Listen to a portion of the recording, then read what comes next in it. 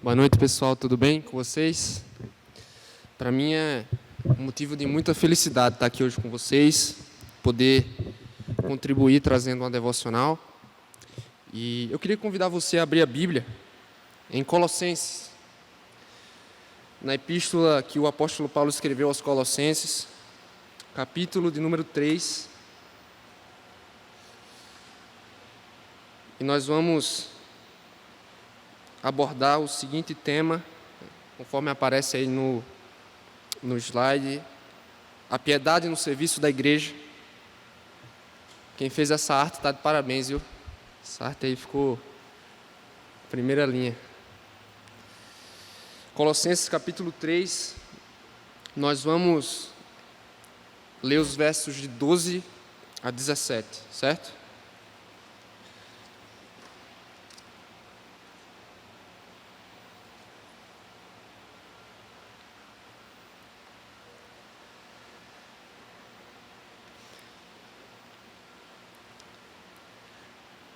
Um dos programas que, por muito tempo, foi um dos programas preferidos da família brasileira, pelo menos é o que se dizia, né? Não sei se era de fato. E, coincidentemente, eu ouvi a música desse programa no story de um querido amigo hoje. Enquanto ele filmava Samara, ele colocou a musiquinha lá da Grande Família, né? Essa família é muito unida e também muito oriçada. Brigam por qualquer razão, mas acabam pedindo perdão. Rapaz, quando eu vi o story, eu fiz, não acredito, que é exatamente o que eu tinha pensado, né? E muitas vezes, enquanto criança, eu escutava essa canção e eu não conseguia entender como uma família pode ser unida e ao mesmo tempo oriçada. Como podem brigar a todo tempo e ao mesmo tempo pedirem perdão. Essas coisas, para mim, elas não se encaixavam muito bem. Só que depois de um tempo e de certa reflexão, eu parei para pensar, irmãos, e eu percebi que na igreja as coisas não são muito diferentes. Você já parou para pensar sobre isso? E eu digo isso porque nós temos muita coisa em comum. Nós lutamos juntos como soldados de um mesmo exército, servimos a um mesmo Senhor. No entanto, temos muitos pecados e diferenças que acabam nos atrapalhando e nos separando. Muitas vezes. E ao invés de união e piedade, muitas vezes o que domina a igreja é desunião, carnalidade e presunção. Contra essa tendência, nós precisamos nos voltar para a Escritura e perguntar o seguinte: como vive um povo transformado pelo Evangelho? Ou melhor, qual é a dinâmica de uma comunidade piedosa, alcançada pelo Evangelho e santificada pelo Espírito Santo? E é exatamente o que nós encontramos nesse trecho da Epístola aos Colossenses. E eu queria convidar você a fazer a leitura, Colossenses capítulo 3, do verso 12 ao verso 17. Acompanhe com atenção a leitura da Santa Palavra de Deus. Portanto, como povo escolhido de Deus, santo e amado, revistam-se de profunda compaixão, bondade, humildade, mansidão e paciência. Suportem-se uns aos outros e perdoem as queixas que tiverem uns contra os outros. Perdoem como o Senhor lhes perdoou. Acima de tudo, porém, revistam-se do amor, que é o elo perfeito. Que a paz de Cristo seja o juiz em seu coração, visto que vocês foram chamados para viver em paz, como membros de um só corpo, e sejam agradecidos. Habite ricamente em vocês a palavra de Cristo. Ensinem e aconselhem-se uns aos outros com toda a sabedoria, e cantem salmos, hinos e cânticos espirituais com gratidão a Deus em seu coração. Verso 17. Tudo o que fizerem, seja em palavra ou em ação, façam-no em nome do Senhor Jesus, dando por meio dele graças a Deus Pai.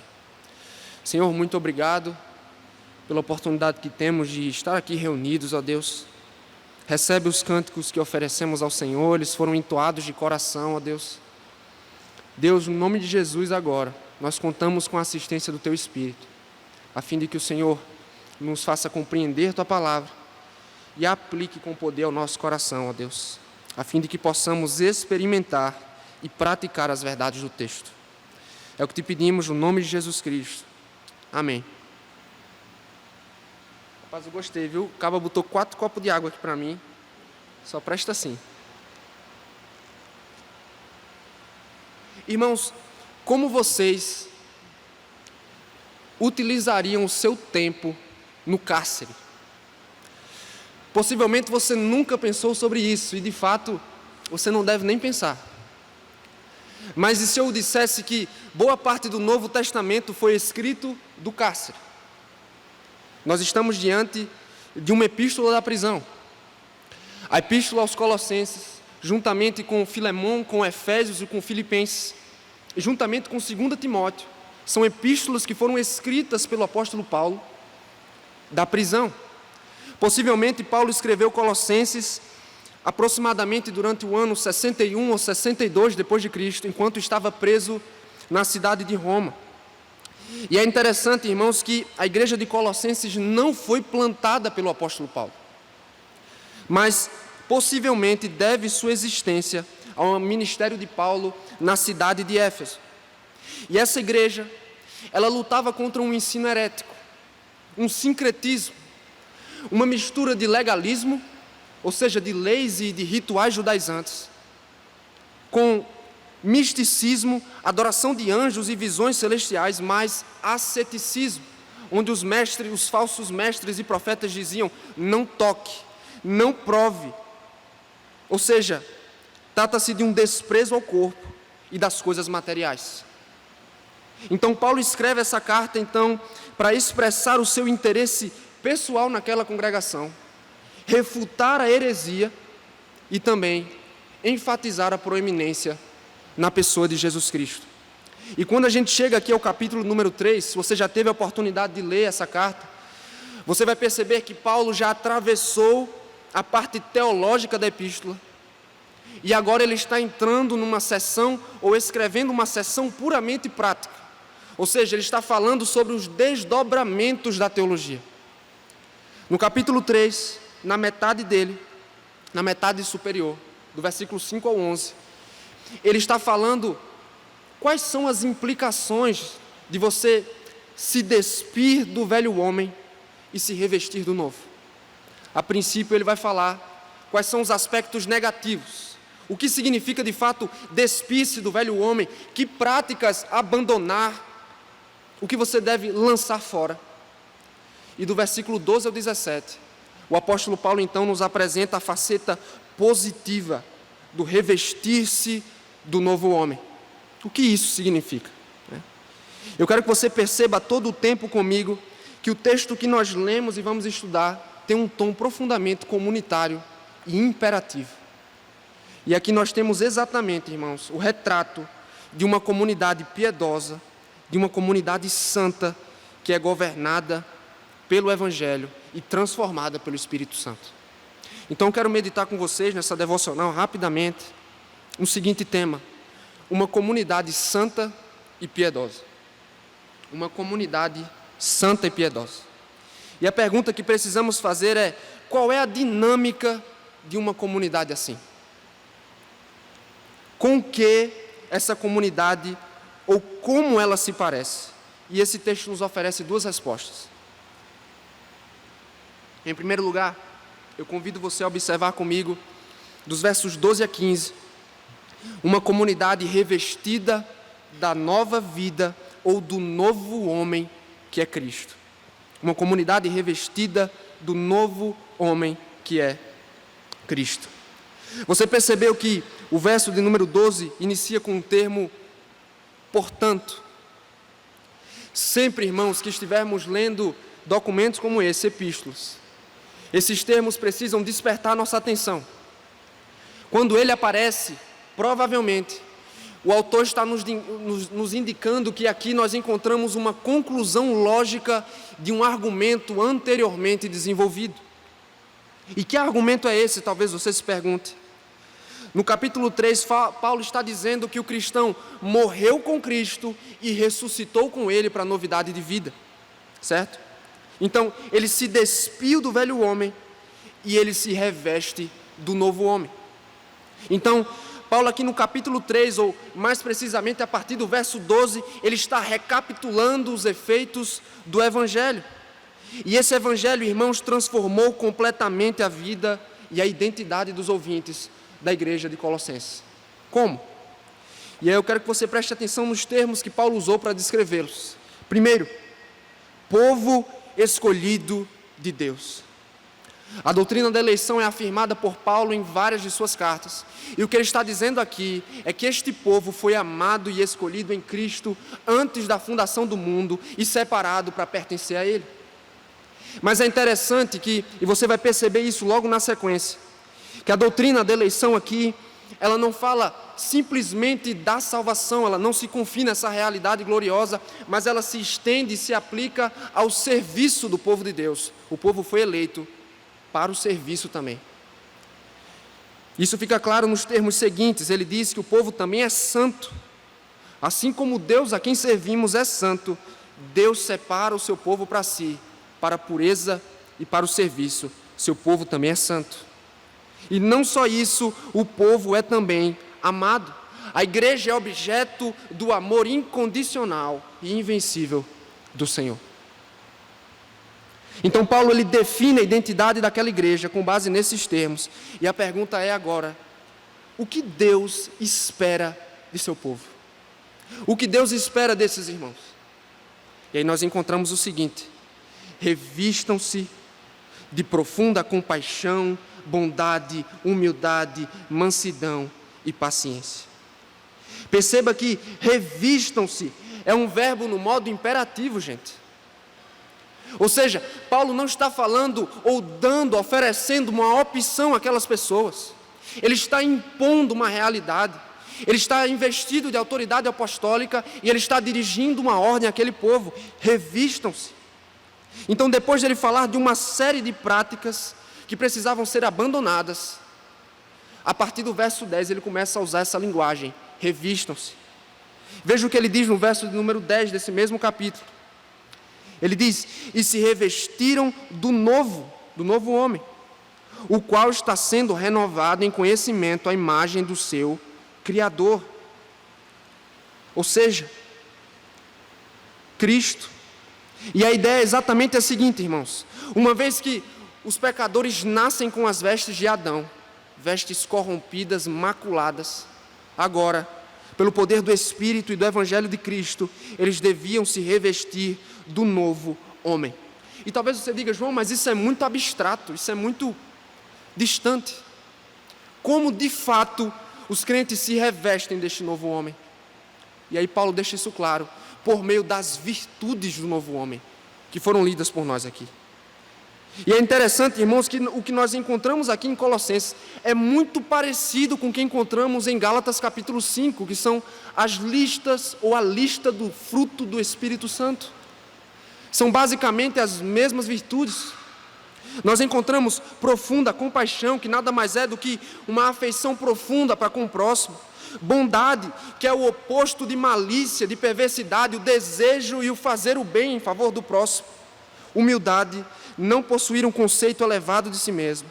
Mansidão, que é a submissão sob provocação, a disposição de sofrer injúria em vez de praticá-la. Paciência. E perceba que a partir daqui, Paulo revela como essas virtudes assumem uma aparência puramente prática dentro da igreja do Senhor. Ele começa a partir do verso 13. É como se ele estivesse dizendo: vocês veem essas virtudes, agora percebam como elas se desdobram e se manifestam no seio da igreja. E ele começa no verso 13: suportem-se uns aos outros. E, irmãos, a tradução aqui da NVI, ela não ajuda muito, porque o verbo está no presente aqui.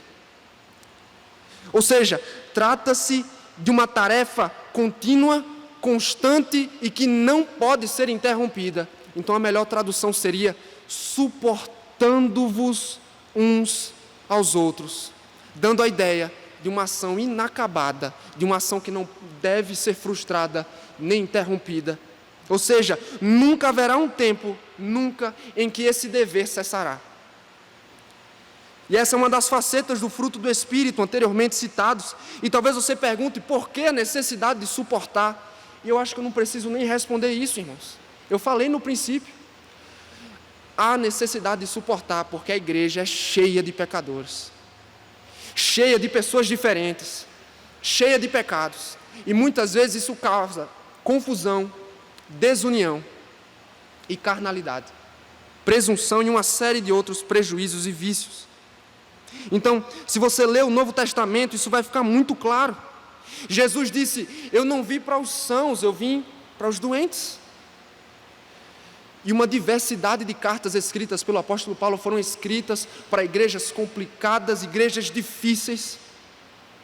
Em uma delas, o apóstolo Paulo, o pastor, teve vontade de quase arrancar os cabelos dos irmãos, dar uns cascudos, que é a Epístola aos Gálatas. Ou seja, a igreja de Cristo é uma igreja composta de gente complicada e pecadora. Sabendo disso, Paulo diz: vocês precisam suportar uns aos outros. Segundo o ensino paulino, cada cristão tem o dever de viver suportando o seu irmão e também de ser suportado por ele. Você suporta e você é suportado. Mas não só isso. Paulo acrescenta ainda no verso 13: perdoem as queixas que tiverem uns contra os outros. Por causa das dificuldades, irmãos, há também necessidade de perdão. E não só a necessidade, mas a obrigação de perdoar. Biblicamente falando, irmãos, eu acho isso fantástico. E a nossa geração, a nossa sociedade, pinta o perdão dessa forma, como um ato heróico. Como se uma pessoa que perdoa o seu próximo, uma pessoa que perdoa quem lhe ofende, deveria ser aplaudida pelos homens. O perdão não é um ato heróico, irmãos. O perdão, ele é uma obrigação do cristão, segundo Paulo, e uma evidência de salvação. E mais uma vez, o verbo aqui é melhor traduzido por perdoando-vos. Ou seja, mais uma vez Paulo fala sobre uma tarefa contínua, inacabada, que não deve ser interrompida. Paulo convoca os crentes a viver perdoando as queixas que tiverem uns contra os outros. E perceba, irmãos, eu acho isso fascinante. Ele estabelece um referencial, um padrão. E por que isso é importante? Porque deixar o perdão a critério do crente seria algo perigoso. O perdão não deveria estar condicionado aos sentimentos e a qualquer outro critério. É por isso que o Senhor Paulo adiciona a seguinte expressão: assim como o Senhor, ou perdoem como o Senhor lhes perdoou. Isso aqui é, como diz um amigo meu, isso aqui é de torar as pernas. Ele coloca diante de nós a obrigação de perdoar, mas ele estabelece um referencial que não pode ser desprezado. Perdoem como o Senhor lhes perdoou. E é interessante, irmãos, porque quando eu leio esse verso, não sei se você tem a mesma impressão que eu tenho a impressão de estar ouvindo as palavras de Jesus na oração do Pai Nosso. Quando ele disse: perdoa as nossas dívidas, assim como perdoamos aos nossos devedores. Ou seja, assim como Deus em Cristo providenciou perdão incondicional, gracioso, permanente e contínuo para a salvação de seu povo, agora o povo, com base neste perdão, é chamado também a distribuir perdão incondicional, gracioso, permanente e contínuo aos seus semelhantes. Ele caminha para o verso 14. E eis a principal virtude: o amor, irmãos. Ele diz: acima de tudo, porém, revistam-se do amor, que é o elo perfeito. O amor, segundo o próprio Jesus Cristo, é o cumprimento de toda a lei. E a ideia de Paulo é a seguinte, irmãos: se a igreja foi redimida por causa do amor de Deus, agora ela permanece unida pelo amor dele, revelado no nosso amor uns pelos outros. E é interessante, irmãos, que a raiz da palavra elo aqui é a mesma para expressões como prisão, cárcere ou amarrar. É a mesma raiz. Então o que o apóstolo está dizendo e afirmando é o seguinte: o amor é muito mais do que um simples elo. Trata-se de um vínculo que nos une profundamente e permanentemente. O amor é o que nos prende e nos liga em um corpo. Ele caminha para o verso 15 e ele faz uso de mais um imperativo. Ele diz que a paz de Cristo seja o juiz em seu coração, visto que vocês foram chamados para viver em paz como membros de um só corpo. Igualmente, irmãos, assim como o perdão, assim como o suportar, assim como o amor, a paz é algo que precisa ser observado e preservado. E talvez você se pergunte o que na igreja vai reger e conduzir os relacionamentos além do amor. E nós temos a resposta no verso 15: é a paz de Cristo Jesus. A paz que é dada por Cristo e que deve ser cultivada e plantada no nosso meio e nos nossos corações. A paz é um juiz e um árbitro que regula e orienta as nossas decisões e relacionamentos. E ele conclui dizendo: e sejam agradecidos, na verdade, porque somos como membros de um só corpo, e sejam agradecidos. Essa expressão, somos como membros de um só corpo, é muito interessante, porque se você é um leitor atento das cartas de Paulo, você vai perceber que todas as ordens e imperativos, ou a maioria delas, são acompanhados de indicativos, que são expressões ou verdades teológicas que justificam e embasam a ação. Por exemplo, você tem que perdoar o seu próximo, mas vocês têm que perdoar como o Senhor os perdoou em Cristo. É exatamente o que ele faz aqui. Ele diz: vocês têm que viver em paz, porque em Jesus Cristo vocês foram reunidos em um só corpo, e não faz sentido, não é sadio o corpo não estar em união, não viver em paz. E ele conclui dizendo: sejam agradecidos, pontuando assim a necessidade de gratidão em todas as coisas, sendo continuamente agradecidos. A pergunta é: como então a gente pode aplicar esse texto ao nosso coração? Como esse texto é importante para a dinâmica da nossa igreja, para o nosso convívio enquanto corpo de Cristo? E uma aplicação que salta desse texto é a seguinte: somos chamados a nos revestir do novo homem. Nós somos chamados a nos revestir do novo homem. E você talvez me diz: João, isso daí está óbvio no texto. Você me falou. Você não está me ajudando em nada falando isso. Mas calma. Sem dúvida alguma, isso é óbvio. E é, antes de tudo, uma obra do Espírito Santo.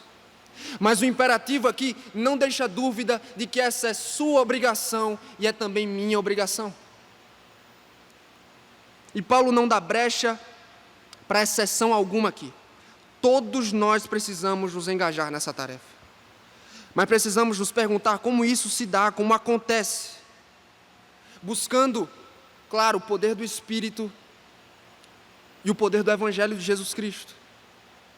Vamos agora para uma faceta, ou facetas mais práticas. Somos chamados a nos revestir do novo homem. E aí eu vou fazer uma série de perguntas. Será que nós suportamos uns aos outros piedosamente? Será que suportamos uns aos outros piedosamente? E eu sei que isso não é fácil, irmãos. É mais fácil falar do que fazer. Mas eu repito, Paulo não abre exceções aqui. E eu creio que Paulo também estava ciente de que as coisas são muito mais fáceis com algumas pessoas do que com outras. Nós temos muito em comum com alguns e não temos nada em comum com outros, aparentemente. Mas ainda assim precisamos nos perguntar: será que suportamos piedosamente os nossos irmãos? Será que você suporta, que eu suporto, piedosamente o irmão que tem pensamentos políticos totalmente diferentes dos seus? Será que eu e você suportamos irmãos em Cristo que têm posições teológicas diferentes de nós em determinados ramos da teologia? Eu vou dar um exemplo para vocês, irmãos. Eu não sei se vocês ouviram uma pregação em Gênesis que eu falei sobre um hóspede do seminário. Ele é um pastor cego que mora lá no seminário e que mora na frente do meu quarto. Irmãos, desde fevereiro, este servo de Deus tem testado a minha paciência, viu? Eu acordo todo dia com a Jovem Pan News, todo dia, o rádio, 6 da manhã, ele só anda arrastando os pés, e não é baixo não, é muito alto, é muito alto. Irmãos, isso me incomoda muito. E em vários momentos eu já tive vontade de bater no quarto dele, de falar com ele, mas em dados momentos, eu paro para pensar e digo, eu tenho que amar esse irmão. Possivelmente Deus o colocou na minha vida para me exercitar na fé e para me fazer apto a praticar a verdade desse texto. Me permita fazer a brincadeira, eu não vou mentir que às vezes eu tenho vontade de desligar a luz do banheiro quando ele está tomando banho. Várias vezes eu já quis fazer isso, eu estou saindo, eu falei, rapaz, se bem que ele merece, viu? Mas depois o Senhor trata o meu coração e diz, João, você é chamado a suportar pessoas difíceis. E isso é moleza, se comparado com os nossos pecados, irmãos. E não só isso, você é alguém perdoador? Ou será que você é uma caixa de mágoas e de ressentimentos? E mais uma vez eu digo, perdoar não é uma coisa fácil, irmãos. Eu concordo plenamente com Timothy Keller, quando ele diz que perdoar é absorver o golpe, é absorver o ferimento, é não importar-se com a honra, é não vindicar sua própria honra. É quando alguém lhe fere, e ao invés de você contra-atacar e retribuir, você o absorve para si. Isso é perdão. Será que é o que nós fazemos? Muitas vezes o que acontece, irmãos, é que nós condicionamos o perdão aos nossos sentimentos. Eu só vou pedir perdão quando eu me sentir bem. Quando eu me sentir à vontade para isso, meu coração ficar em paz, aquela velha desculpa, quando o meu coração ficar em paz, eu vou pedir perdão. Ou, por outro lado, nós transformamos o perdão numa batalha de ego. Eu só vou pedir perdão se ele vier primeiro. Eu só vou pedir perdão quando ele pedir, ou quando ela pedir também. E transformamos isso numa luta pelo ego. E esse não é o referencial bíblico. Isso não está de acordo com o Evangelho, irmãos. Ainda mais quando o perdão é tratado na Bíblia como uma evidência da graça salvífica. E eu quero lhe fazer uma pergunta sincera, inclusive dirigi-la ao meu próprio coração. Há pessoas aqui, nesta noite, sentadas com você nessas cadeiras, de quem você nutre mágoas? Há alguém aqui que você feriu com palavras, ou quem você traiu a confiança? Há alguém aqui contra quem você pecou, manchando a reputação dele ou dela, por exemplo? Há alguém com quem você se desentendeu, há alguém que pecou contra você. A ordenança bíblica para mim e para você é a seguinte: reconciliem-se e perdoem-se mutuamente. Essa semana no seminário, eu ouvi a história do filho de um colega que me deixou arrepiado, irmãos. Ele tem 3 filhos, um de 5 anos, um de 3 e um na barriga. E ele me contou a história, na verdade ele contou para a turma toda a história do mais velho, uma coisa que aconteceu na escola. Ele estava jogando bola na hora do recreio, e ele foi disputar a bola com um coleguinha, e ele sem querer chutou a canela do coleguinha. Ele caiu no chão com dor, e aquele negócio de criança, né? E o filho do meu colega correu preocupado e disse, me perdoa, me desculpa, 5 anos. E o menino que levou o chute na canela disse, eu não vou perdoar você. Eu não vou te perdoar. E aí o filho do meu colega, irmãos, disse o seguinte, se você não me perdoar, o Deus que está no céu não vai perdoar você. 5 anos, irmãos. O Deus que está no céu não vai perdoar você. Ele entende melhor as palavras de Jesus na oração do Pai Nosso. Perdoa as nossas dívidas, assim como perdoamos aqueles que nos devem. Muito mais do que nós, em diversas vezes. E quanto ao amor e à paz, será que nós amamos sinceramente os nossos irmãos na fé? E talvez você se pergunte o que de fato é o amor, conforme Paulo fala aqui. E eu diria, primeiro, esqueçam a definição de amor conforme aprendemos nas mídias, conforme aprendemos em Hollywood. Não é nada disso que o apóstolo Paulo está falando aqui. O apóstolo Paulo não está dizendo que precisamos nos derreter em amor uns pelos outros, que precisamos estar perdidamente apaixonados uns pelos outros para que os sirvamos, para que nos sacrifiquemos, de forma nenhuma, irmãos. Somos chamados a amar sacrificialmente, de forma abnegada e servil. E a minha pergunta é: você está disposto a servir aos seus irmãos? Você está disposto a servir um irmão, uma irmã complicada? Está disposto a servir um irmão cheio de pecados, cheio de problemas? Está disposto a servir os seus irmãos em tarefas aparentemente inferiores? E mais, será que nós somos pacificadores no nosso meio? Será que estamos preocupados em preservar e semear a paz entre nós? Nós nos importamos se nossas ações, palavras e decisões terão impacto, isso é muito importante, se elas terão impacto no bem-estar e na unidade da igreja. Não podemos ser egoístas, irmãos. Não podemos ser egoístas. Não podemos desprezar os nossos irmãos, recusar-lhes o amor, muito menos o vínculo de paz que deve existir em nós. E talvez você esteja dizendo: João, isso soa tudo muito legalista para mim. Você só está dizendo faça, faça, faça. Como todas essas coisas se tornam possíveis? E a resposta um tanto óbvia é: elas se tornam possíveis por causa do Evangelho de Jesus Cristo. Ele é a personificação dessas virtudes, irmãos. Ele é o espelho, ele é o varão perfeito. Ele é aquele que suporta o pecador em todas as suas falhas, tropeços e pecados. Ele é aquele que perdoa. Ele é aquele que, enquanto está preso no madeiro, ele ora ao Pai dizendo: Senhor, perdoa-lhes, porque eles não sabem o que fazem. Ele é o que ama o pecador, ele é o que ama aquele que o despreza, que se rebela contra ele. Ele é também aquele que, por meio do seu tormento e da sua aflição, produz paz eterna aos nossos corações e entre nós. Por que essas coisas são possíveis para nós? Porque essa realidade é possível por causa do Evangelho de Cristo. É pelo Evangelho e pelo Espírito de Cristo que o novo homem, com suas virtudes e com suas ações, com suas práticas, é forjado em nós.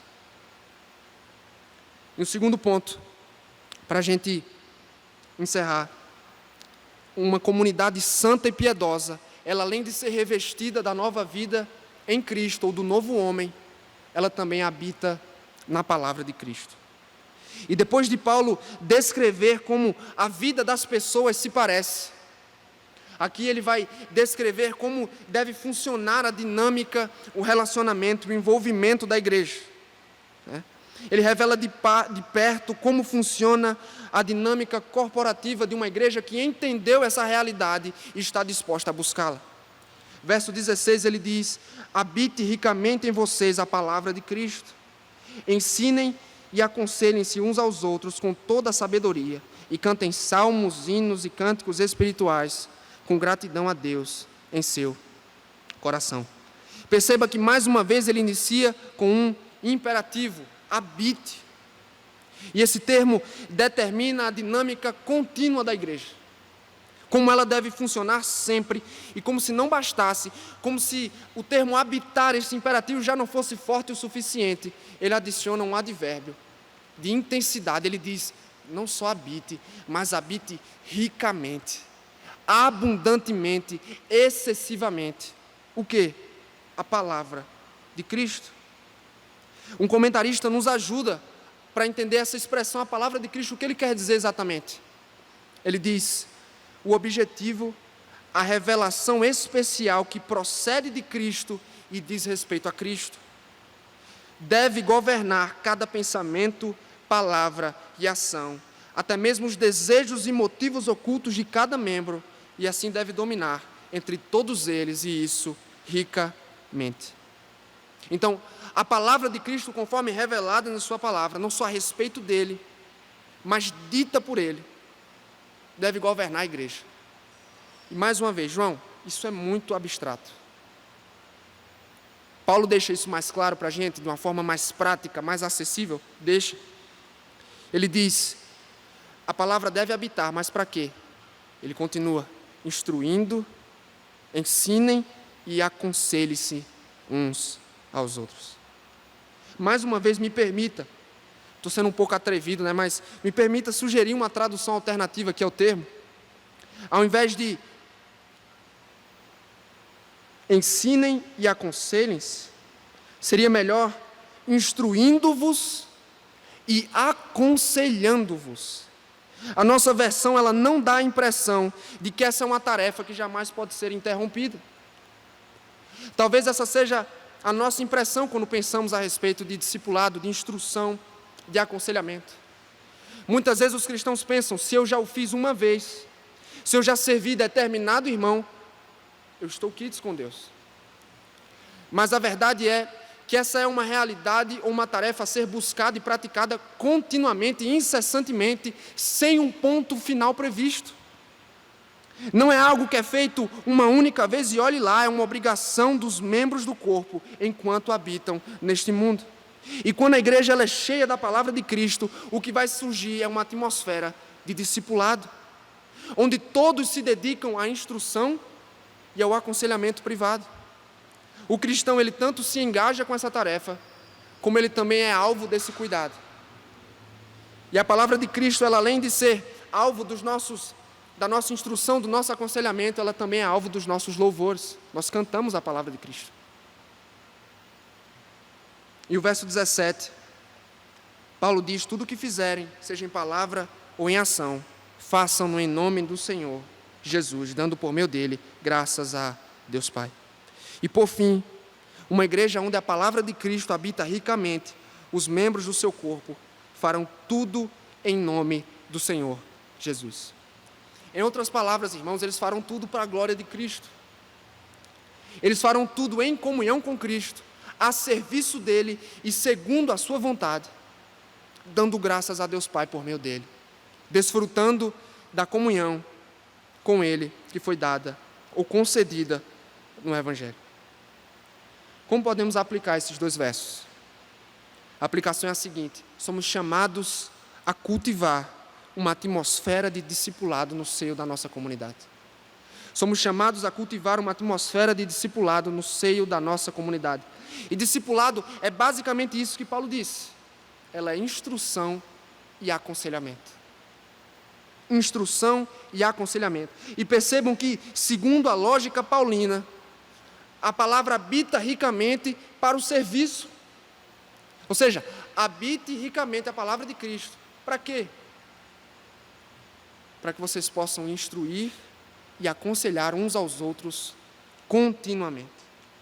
Então, irmãos, um conselho que salta deste texto é que nós precisamos ter cuidado com o conhecimento inútil e vaidoso.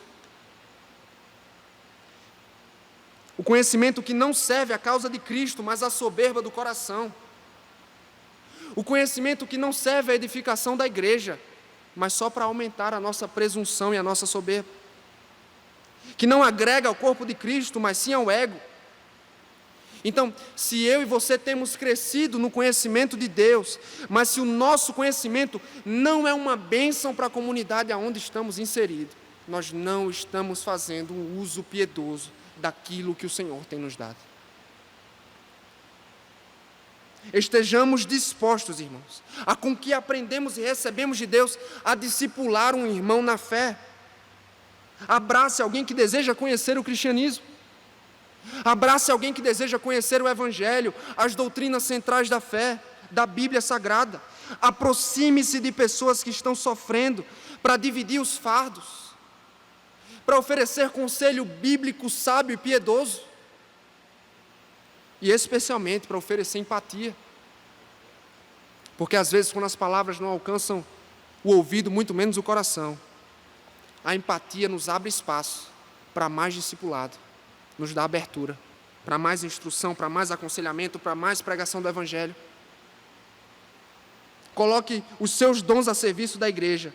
Prepare-se, cresça no conhecimento de Cristo, mas pensando na edificação da igreja. E tudo isso, irmãos, deve ser feito em nome de Cristo Jesus. Enquanto juventude, nós precisamos nos preocupar em dedicar todos os nossos esforços, as nossas energias, os nossos dons a serviço da causa de Jesus Cristo. Todos os dons que recebemos de Deus, e especialmente o conhecimento da graça de Cristo, o conhecimento de sua palavra, deve ser usado a serviço da igreja do Senhor Jesus. Jesus Cristo é muito glorificado, Deus é muito glorificado, quando fazemos uso daquilo que recebemos dele, para o serviço, para agregar, para edificar e para contribuir, cooperar no crescimento do seu corpo. Vocês lembram da canção que eu falei no início? Como pode uma família ser unida e ser ouriçada ao mesmo tempo? Como pode viver brigando e viver perdoando-se mutuamente? Isso parece um tanto absurdo, mas é também um tanto parecido com a dinâmica da igreja. Somos pecadores, somos cheios de diferenças.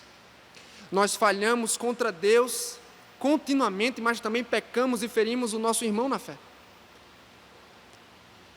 Mas, então, como de fato podemos ser uma comunidade piedosa? Como podemos servir piedosamente a nossa igreja? E a resposta é: nós não podemos, irmãos. Não podemos com nossas habilidades, talentos, com a nossa disposição. Nosso engajamento não é suficiente. A menos que o Senhor, por sua graça, por uma obra sobrenatural do seu Espírito, pelo poder do seu Evangelho, nos remova de nossa condenação, de nosso pecado, de nosso egoísmo, e nos transforma, arrancando o que pertence ao velho homem e nos revestindo do novo. É só assim que nós podemos ser uma igreja piedosa, uma juventude piedosa, quando somos alcançados pelo Evangelho e quando somos transformados e revestidos do novo homem pelo Espírito de Jesus Cristo. Vamos orar ao Senhor? Deus, muito obrigado pela Tua palavra, Senhor. Deus, a Tua palavra, ela é perfeita, ela revigora a alma. Os testemunhos do Senhor são dignos de confiança e tornam sábios os inexperientes, ó Deus. Nós te bendizemos porque os seus efeitos, ó Deus, não dependem daquele que prega, não dependem daquele que ensina, mas a Tua palavra opera apesar de nós, Senhor.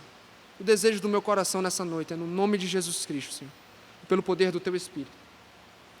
Alcança, Deus, a nossa comunidade, alcança a nossa juventude, nos revestindo de fato do novo homem que é Cristo Jesus. Deus, nos ajuda a abandonar os nossos vícios e pecados, Senhor. Nos ajuda a nos arrepender sinceramente, ó Deus, de forma contrita, quebrantada, Senhor, das nossas iniquidades, ó Deus. Nos ajuda, Senhor, na noite de hoje, Senhor, a abandonar, Senhor, os nossos os pecados secretos e ocultos, ó Deus. Ó Deus, nos ajuda a suportar aos nossos irmãos, ó Deus. Nos ajuda a perdoar aqueles que estão entre nós e que nos feriram. Não nos permita, Senhor, acumular mágoa, ressentimento, ó Deus. Não nos permita, ó Deus, desprezar e sermos motivo de quebra no vínculo que existe entre nós, Senhor. No nome de Jesus, Senhor. Nos faz jovens piedosos, Senhor. Nós não queremos ser parecidos com o mundo, Senhor.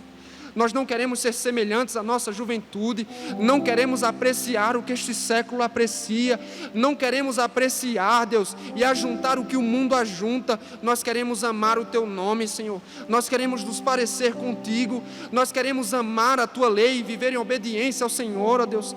Nós queremos renunciar a nós mesmos, a carregar a cruz, Senhor, a morrer para nós, para os nossos sonhos, ó Deus, para as nossas prioridades, a fim de abraçar a Tua vontade, de abraçar a Tua lei, Senhor, de abraçar o Teu desejo, a Tua vontade para as nossas vidas.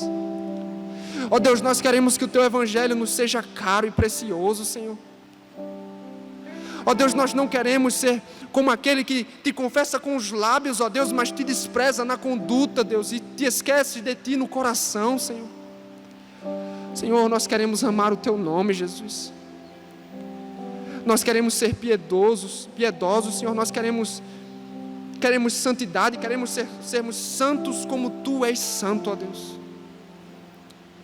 Deus, pelo poder do Teu Espírito Santo, nos permita, ó Deus, experimentar da realidade, da dinâmica de uma igreja que ama uns aos outros, que perdoa, que suporta os outros, independente de seus pecados, que os acolhe, ó Deus.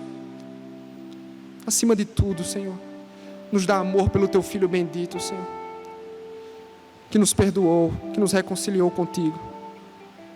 Aquece os nossos corações, Senhor. Enche-nos de santas afeições pelo Senhor. Nos mostra a Tua glória, Senhor, a glória de Cristo, conforme revelado na palavra. E nos transforma, Senhor, à medida que Te contemplamos, Senhor. Por favor, Deus. O que Te pedimos no nome de Jesus. Amém.